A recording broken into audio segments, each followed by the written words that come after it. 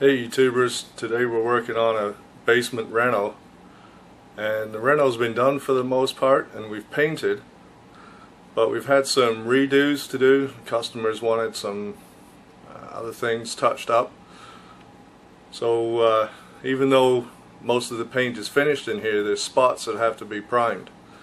I'm going to show you how we can do it relatively quickly with the least amount of fuss and trouble as usual. So let's get into the demo. So this is how we're going to achieve this little priming project with as little trouble as possible. We're going to use a product. So this particular product is called a handy pail. It's a large size handy pail that allows you to use a whiz roller and a brush. A Wooster has a product called a Pelican. It's the same idea. It has a wide mouth that you can put a small roller on, and it has a magnet attached to the back of the bucket where you can hang your brush when you're not using it. So I'll just load up our paint and we'll get into some painting.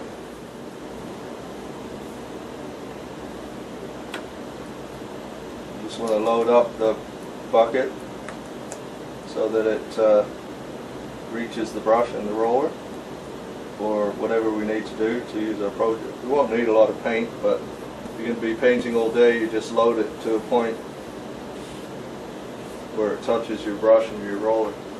Got our patch in the wall here, and as I say, we've got all this loose paint off. Now we're back down to the drywall, and we may have to do some spackling after, but we have to prime this base. So we'll just get right into it. Let's load up our whiz roller. I use the rollers with a nap on it as opposed to the foam rollers for this application, actually for pretty much all applications. And so you just roll it on,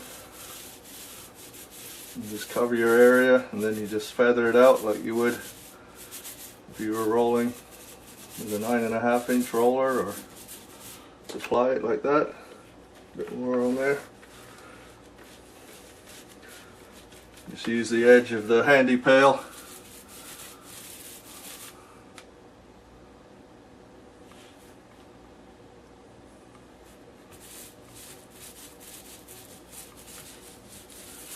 And then when you come to an edge like that where you don't want to go onto the finished paint, although in this case we have to do a second coat on the trim just for demonstration purposes. If you didn't want to ride down on that trim, you just take your cut-in brush, cut in like that, just feather some more of that paint out. Okay, on to the next piece. This piece is at a premium, so we can't get the whole post in, but for demonstration purposes we'll do these two sides, here and here. So you just take your cut-in brush, and where the finished paint is, you just cut in.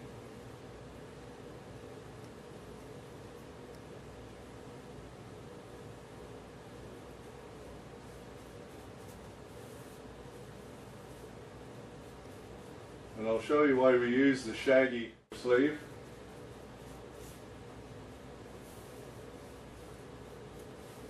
Become quite clear in a moment. You'll see these two grooves. There's two grooves running down the panel here. And it's not to say we couldn't fill in with paint with a foam roller, but it's much easier with one of these shaggy roller sleeves.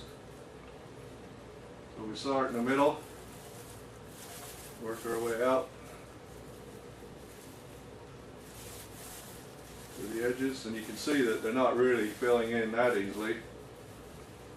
But we can just take the end of our roller and slide it in there. It doesn't even have to roll. Just get the paint coated on there, and then we can roll it out.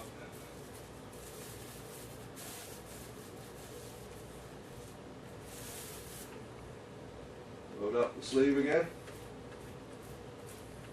Start in the middle.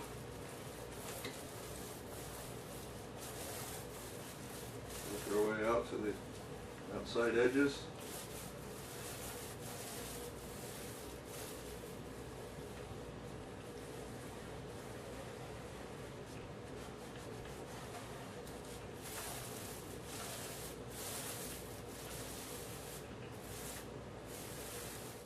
Goes without saying that we have our drop sheets down.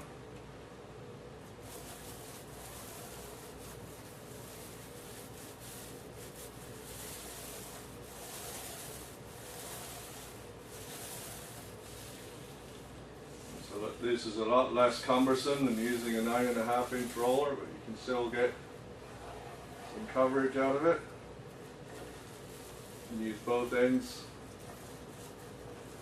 of the width of the whiz roller sleeve, and then just roll it out. Like that. Just to prove that I have the drop sheet down, you can see that that's just one what we call a runner drop sheet. It's about 4 foot wide and 12 feet long, but we've got it folded up at the corners so that it covers carpeted area.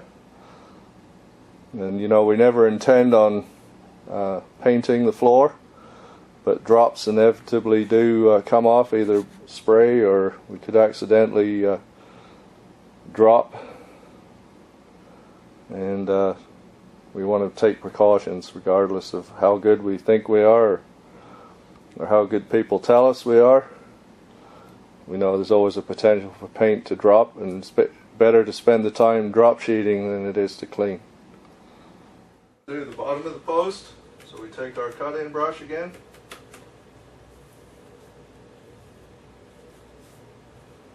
Because again, the trim is finished. At least we don't want to cover it with primer again. So we just cut in that bottom edge.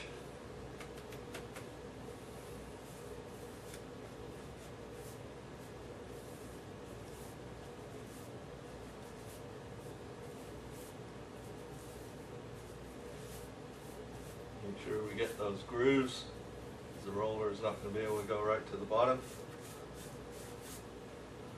Hook that up on the magnet, load up our whiz roller.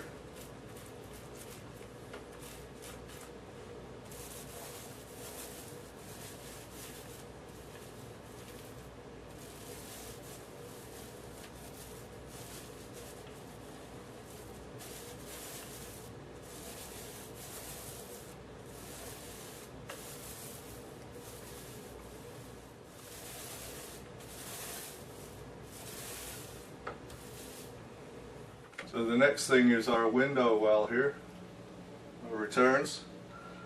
So what I'm going to do in this case is put most of the product on first with the whiz roller, and then cut in up to our window.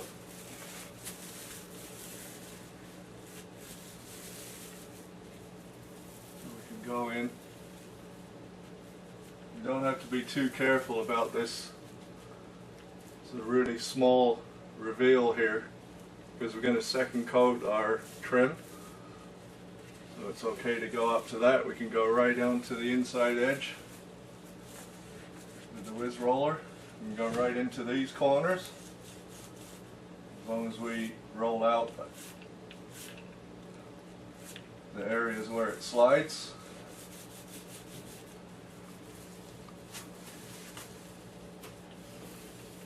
Yep.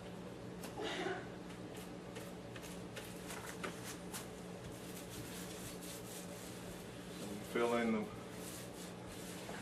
in the biggest area.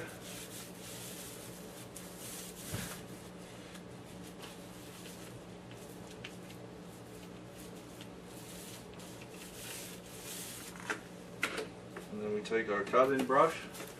We can cut up to our vinyl window trim.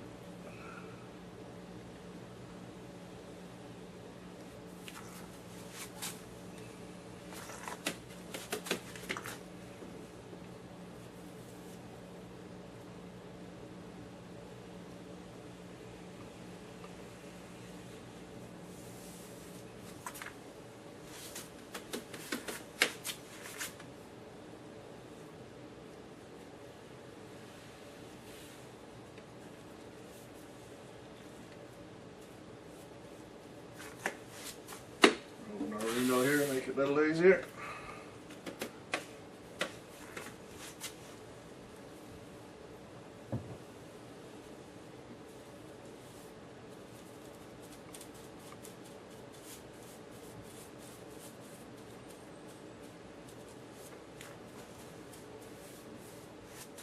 Enjoyed that demonstration. If you have any suggestions for video or presentation, by all means drop me a line on the channel. And if you have any questions, you could do that too. In the meantime, you could like the videos and subscribe as well. So until next time, it's been Craig, the Muskoka Painter.